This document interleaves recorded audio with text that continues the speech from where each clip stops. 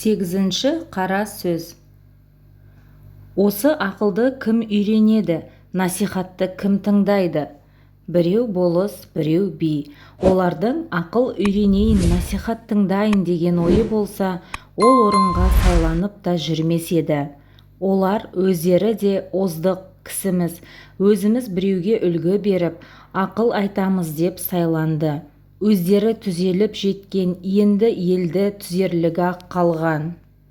Ол не қылып тыңдасын, және тыңдайын десе де қолы тие ме? Басыңда өзіндік жұмысы бар. Ұлығымызға жазалы болып қаламыз ба? Яки елдегі бұзақыларымызды бүліндіріп аламыз ба? Яки халқымызды бүлдіріп аламыз ба? Яки өзіміз шығындап, шығынымызды толтыра алмай қаламыз ба? Деген ебіне қарай біреуді жетілтейін, біреуді құтылтайын деген бейнетінің бәрі басында, қолы тимейді.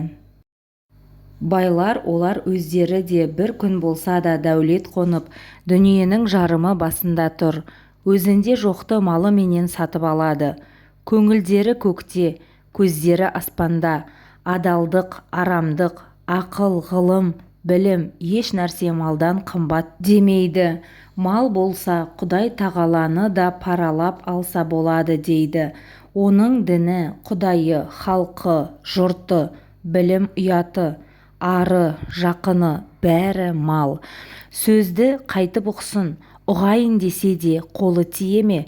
Ол малды суармақ, тойғызбақ, саудасын жимақ, күзеттірмек, бақтырмақ, ұры, бөрі, қыс, суық, сұғанақ солардан сақтанбақ, солардан сақтарлық кісі таппақ.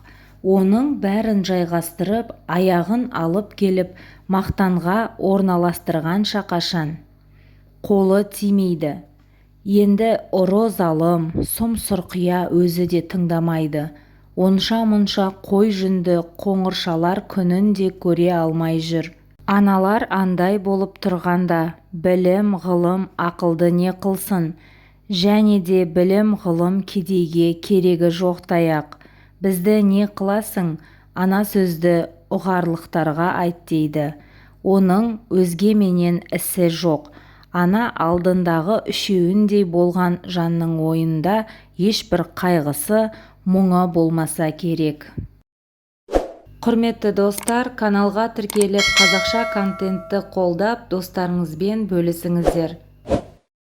Назарларыңызға көп рахмет.